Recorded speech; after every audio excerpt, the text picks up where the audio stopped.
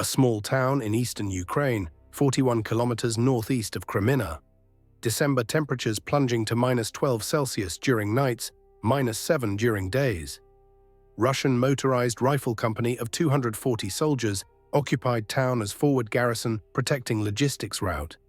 Town consisted of approximately 30 small houses, one school building used as command post, scattered outbuildings. Strategic value was minimal, controlling minor crossroads with limited tactical significance. Ukrainian forces launched coordinated offensive operation, severing Russian supply lines. Within 18 hours, garrison was completely encircled by Ukrainian mechanized forces. All road access blocked, communication lines cut except radio. Garrison commander requested permission to withdraw, denied by higher command. Orders were to hold position awaiting relief operation. Relief force would require minimum 3 days to organize and advance through Ukrainian positions. Garrison inventory at moment of encirclement. Food supplies for approximately 72 hours at normal consumption. Diesel fuel for generators and vehicle operation sufficient for 48 hours. Ammunition adequate for defensive operations. Medical supplies for basic treatment. No heavy winter clothing beyond standard issued uniforms. Troops were not prepared for extended operations in severe cold. 8 BMP-2 infantry fighting vehicles provided armored support but consumed fuel rapidly. 12 trucks contained supplies and ammunition. No artillery support was available. Garrison possessed only mortars and small arms. Poll: what kills besieged soldiers fastest in winter? A. Enemy fire. B. Starvation. C. Freezing temperatures. Drop your answer and we'll reveal survival statistics at minute 10. 5 days after encirclement commenced, garrison would cease to exist as fighting force. 89 soldiers dead from combination of combat, hypothermia, and untreated injuries. 117 soldiers surrendered to Ukrainian forces accepting captivity rather than continued suffering. 34 soldiers attempted desperate breakout during night. 21 were killed during attempt, 9 captured, only 4 successfully reached Russian lines. 2 Mi-8 transport helicopters attempting rescue operations were shot down by Ukrainian air defense. All 32 personnel aboard both aircraft killed. Total cost of 5-day siege, $52 million, including personnel losses, destroyed helicopters, abandoned equipment, and strategic failure of garrison concept. Winter conditions transformed tactical encirclement into humanitarian catastrophe, demonstrating how cold weather multiplies combat casualties when logistics fail. This happened 3 days ago during current winter operations period. Town remains under Ukrainian control. Survivors in Russian captivity or recovering from frostbite and injuries. Tactical implications of winter siege vulnerability continue affecting Russian garrison deployment decisions. This is what occurred during those 5 days when winter siege became slow death. When cold killed more effectively than bullets, when abandoned garrison faced nature and enemies simultaneously. Winter siege warfare combines tactical encirclement with environmental hazards, creating multiplied dangers for besieged forces. Encirclement prevents resupply of food, ammunition, fuel, and medical supplies. Winter conditions dramatically increase consumption rates, fuel needed for heating, increased caloric requirements in cold, medical emergencies from exposure. Combination creates accelerated resource depletion crisis. Without resupply, besieged force faces choice between attempting breakout, surrendering, or enduring conditions until relief arrives or death occurs. Day 1 of encirclement began at 1400 hours when Ukrainian forces completed cordon around town. Garrison commander, captain with 8 years service, immediately assessed situation. Radio contact with battalion headquarters confirmed no immediate relief possible. Orders received: establish defensive perimeter, conserve resources, hold position minimum 72 hours until relief force arrives. Defensive positions were established using buildings as strong points. BMP vehicles positioned at key intersections, providing mobile firepower. Infantry occupied buildings, establishing firing positions covering approaches. Observation posts established on upper floors and rooftops. Machine guns positioned covering likely attack routes. Mortars positioned in town center, ready to support any threatened sector. Command post established in school building basement, providing protection from artillery. Initial combat occurred evening of day 1. Ukrainian forces probed defenses with infantry and light armor, testing garrison response and identifying positions. Garrison returned fire repelling probes, but expended approximately 12% of ammunition reserves. No casualties occurred, but engagement demonstrated Ukrainian forces could attack whenever desired. Garrison was purely defensive, no capability for offensive action or breakout. Debate starter. Should garrison commander have ignored orders and attempted immediate breakout on day 1 when troops were fresh? Or was following orders and waiting for relief correct decision? Type breakout or hold. Night 1 temperatures dropped to -12°C. Soldiers in outdoor positions suffered severely. Foxholes and trenches provided no protection from cold. Heating in buildings was limited by fuel conservation requirements. Generators operated only for command post and medical facility. Soldiers in buildings used body heat and blankets for warmth. Those in outdoor positions rotated every 2 hours, attempting to prevent hypothermia, but rotation was imperfect. Some positions required continuous manning. First cold casualties occurred during night 1. 3 soldiers on perimeter watch developed hypothermia from 6-hour exposure. Medical facility treated with warming and hot liquids, but limited heating meant recovery was slow. 2 soldiers suffered frostbite on fingers and toes, requiring treatment. Company medic recognized cold weather injuries would increase dramatically if siege continued. Medical supplies were inadequate for treating mass cold injuries. Day 2 began with inventory reassessment. Food consumption on day 1 exceeded planning estimates. Soldiers in cold consumed more calories attempting to maintain body temperature. Revised calculations indicated food would last only 48 more hours instead of planned 72. Fuel consumption was also excessive. Generators and vehicle operations plus heating needs consumed 30% of reserves in 24 hours. At current rate, fuel would last only 2 more days. Garrison commander implemented strict rationing. Food reduced to 2/3 normal portions. Fuel usage limited to essential operations only. Generators operated 4 hours daily. Vehicle engines started only for emergency repositioning. Heating in buildings limited to 4 hours daily during coldest periods. These measures extended theoretical supplies to 3 days, but created morale problems and increased cold exposure. Ukrainian forces maintained pressure through day 2. Artillery fire targeted garrison positions. Approximately 80 rounds impacted town throughout day. Casualties were light, 2 killed, 5 wounded, but constant shelling prevented rest and increased stress. Buildings provided protection, but soldiers in outdoor positions were highly vulnerable. Some positions were abandoned after direct hits, reducing defensive perimeter. Day 2 night was worse than first. Temperatures dropped to -13°C. Fuel rationing meant minimal heating. Soldiers burned furniture and wooden structures for warmth, chairs, tables, doors removed and used as firewood. Smoke from fires revealed positions to Ukrainian observers, but cold forced choice between concealment and survival. 7 additional hypothermia cases occurred. 1 soldier died from exposure, found frozen in foxhole during morning check. Day 3 marked crisis point. Food supplies nearly exhausted.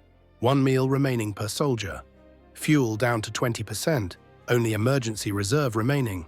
Ammunition reduced to 40% from ongoing engagements. Medical supplies depleted treating wounded and cold injuries. Garrison commander radioed battalion headquarters reporting critical situation. Response promised relief operation within 24 hours, including helicopter evacuation of wounded. Helicopter evacuation attempt occurred afternoon of day 3. 2 Mi-8 transport helicopters approached town at low altitude, attempting to avoid radar detection. Ukrainian air defense was prepared. Portable anti-aircraft missiles engaged helicopters at 3 kilometers range. First Mi-8 struck by missile at engine section, causing catastrophic fire and crash. All 14 personnel aboard killed on impact. Second Mi-8 attempted evasive maneuver, but was engaged by second missile. Helicopter crashed 2 kilometers from town. All 18 personnel killed, including aircrew, medical team, and reaction force intended to reinforce garrison. Quiz: what percentage of besieged troops in winter conditions typically survive beyond 5 days without resupply? A. 90%, B. 60%, C. 30%. Answer revealed at minute 17. Garrison witnessed both helicopter crashes from town positions. Soldiers recognized relief was not coming. Command had attempted rescue and failed catastrophically. Morale collapsed. Some soldiers openly discussed surrender. Officers attempted maintaining discipline, but situation was increasingly desperate. Evening of day 3, garrison commander gathered officers to discuss options. Continue holding awaiting relief, attempt breakout, or surrender. Decision was made to continue holding through day 4 while preparing for potential breakout attempt on day 5 if relief didn't arrive. This decision prioritized following orders over soldier welfare, controversial choice that would be debated after siege ended. Day 4 was coldest yet, -14 °C during day, -15 at night. No food remained, soldiers had not eaten in 18 hours. Fuel completely exhausted, no heat, no generator power, no vehicle operation. Ammunition down to 30%. Enough for brief firefight but not sustained defense. Water came from melted snow, no fuel to heat water. Soldiers consumed ice, creating additional hypothermia risk. Cold casualties accelerated dramatically on day 4. 14 soldiers developed severe hypothermia. 8 recovered with treatment, 6 died from exposure. Frostbite cases exceeded 20 soldiers. Toes, fingers, ears affected. Several cases required amputation to prevent gangrene, but medical facility lacked capability for surgery. Wounded soldiers from previous days' combat suffered without adequate treatment. No antibiotics remaining. Infections developing. Pain medication exhausted. Combat continued despite depleted condition. Ukrainian forces launched probing attack afternoon of day 4. Garrison repelled attack but expended 15% of remaining ammunition. 3 more soldiers killed, 7 wounded. Garrison commander recognized defense was no longer sustainable. Troops were too weak, ammunition too low, conditions too severe. Decision was made to attempt breakout during night of day 4 into day 5. Breakout plan involved 3 groups. First group of 34 soldiers would attempt fighting through Ukrainian cordon during night, moving cross-country to Russian positions 12 kilometers distant. Second group of 117 soldiers would remain in town until breakout group either succeeded or failed. If breakout succeeded, second group would follow same route. If breakout failed, second group would surrender. Third group consisted of 89 soldiers too injured, sick, or weak to move. They would remain in town regardless and surrender when position fell. Breakout attempt commenced at 2300 hours night of day 4. 34 soldiers moved silently from town through fields and forest, attempting to infiltrate between Ukrainian positions. Cold was extreme, -15 °C with wind creating -20 wind chill. Soldiers wore all available clothing, but were still severely underdressed for winter movement. Ukrainian forces detected breakout group at approximately 2 kilometers from town. Illumination flares lit area, revealing Russian soldiers moving through open field. Machine gun fire engaged from multiple Ukrainian positions. 21 soldiers were killed within 5 minutes, cut down crossing open ground with no cover. 9 soldiers surrendered on battlefield. 4 soldiers evaded Ukrainian forces and successfully reached Russian positions after 8-hour movement through freezing conditions. All 4 required hospitalization for frostbite and hypothermia. Garrison remaining in town received radio reports of breakout failure at 0200 hours day 5.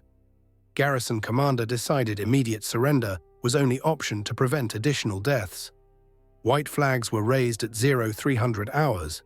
Ukrainian forces entered town at dawn, accepting surrender of 117 mobile soldiers and 89 wounded 6 soldiers. Ukrainian forces discovered severe conditions in town. Multiple soldiers had died from hypothermia and exposure during final night. Exact count was uncertain, as some bodies were frozen in positions. Wounded soldiers required immediate evacuation for medical treatment. Many surrendering soldiers had frostbite requiring amputation. Ukrainian medical teams provided treatment and evacuated most serious cases for advanced care. Here's the financial cost of 5 days of frozen siege. Economic analysis revealed substantial cost beyond human tragedy. Personnel losses represented primary financial impact. 89 soldiers dead included combat deaths, hypothermia deaths, and those who died from untreated injuries. Each soldier represented $65,000 average training investment. 6 months basic training, $35,000. Specialized infantry training, 3 months, $20,000. Additional unit training, $10,000. 89 dead soldiers represented $5.785 million lost training investment. Death benefits paid to families averaged $50,000 per soldier, totaling $4.45 million immediate government obligations. 117 captured soldiers represented $7.605 million training investment lost to captivity. Soldiers in captivity cannot contribute to combat operations and may not return. Medical costs for cold weather injuries were substantial. Frostbite treatment averaged $15,000 per case. 43 soldiers required treatment totaling $645,000. Hypothermia treatment cost approximately $8,000 per case. 37 cases totaled $296,000. Infected wounds and untreated injuries required extensive surgery and recovery. Estimated $35,000 per wounded soldier, 18 soldiers totaling $630,000. Combined personnel-related costs, $18.76 million, including training losses, death benefits, prisoner losses, and medical treatment. Helicopter losses represented massive single-item expense. Each Mi-8 transport helicopter valued at approximately $12 million, including avionics, modifications, and maintenance. 2 helicopters destroyed totaled $24 million direct aircraft loss. Aircrew training investment was substantial. Pilots required 3 years training, costing approximately $200,000 each. Crew chiefs and gunners required 18 months at $100,000 each. 16 aircrew killed in both crashes represented $2.4 million training investment lost. Additionally, both helicopters carried personnel, including medical teams and reaction force. 16 additional personnel killed represented approximately $1 million training investment and $800,000 death benefits. Combined helicopter-related costs, $28.2 million, including aircraft, aircrew, passengers, and death benefits. Equipment abandoned in town represented significant loss. 8 BMP-2 infantry fighting vehicles unable to break out due to fuel exhaustion were captured intact, each valued at $700,000, totaling $5.6 million. 12 trucks captured, valued at $120,000 each, totaling $1.44 million. Small arms, communications equipment, night vision devices, mortars, estimated combined value $800,000. Combined equipment losses, $7.84 million. Strategic and operational costs extended beyond direct losses. Garrison position was lost, requiring Ukrainian forces to advance supplies through area and fortify positions. Relief operations consumed substantial resources without success. Fuel, ammunition, and forces allocated to relief that achieved nothing. Failed breakout revealed Ukrainian defensive positions, providing intelligence advantage. Morale impact across Russian forces from garrison abandonment created hesitancy about accepting isolated positions. Estimated strategic and operational costs, $5.2 million. Total comprehensive economic cost of 5-day winter siege, $52.0 million, including personnel losses, helicopter destruction, equipment capture, and strategic failure. Ukrainian costs for siege operation were modest by comparison. Forces conducting encirclement maintained positions and repelled breakout. Ammunition expenditure approximately $200,000. 2 anti-aircraft missiles destroyed helicopters, valued at $100,000 each. Prisoner handling and medical treatment for surrendered Russians, approximately $300,000. Fortification of captured town, approximately $400,000. Total Ukrainian costs, approximately $1 million, achieving $52 million Russian losses. Cost exchange ratio, 52-1 favoring Ukrainian forces, demonstrating economic efficiency of siege tactics against isolated garrisons. Tactical lessons emphasized extreme vulnerability of isolated garrisons in winter conditions. Small garrison positions cannot be adequately supplied by air when air defense threat exists. Winter conditions accelerate resource depletion, requiring either massive supply operations or rapid relief. Abandoning troops in hopeless positions creates morale damage exceeding tactical value of position. Russian military revised garrison deployment doctrine following disaster. Minimum garrison size increased to battalion level, approximately 400 soldiers, providing better chance of sustained defense. Garrisons positioned only where ground supply routes could be protected. Winter supply requirements calculated at higher rates, accounting for heating and cold weather needs. Contingency planning required identified withdrawal routes and breakout plans before positions were occupied. This is winter siege warfare, where -12 Celsius kills as effectively as bullets, where $52 million freezes in 5 days, where 89 soldiers die because command valued worthless position over lives. No food, no fuel, no hope, just cold death in abandoned garrison. Should commander have ignored orders and withdrawn day 1? Comment your tactical analysis.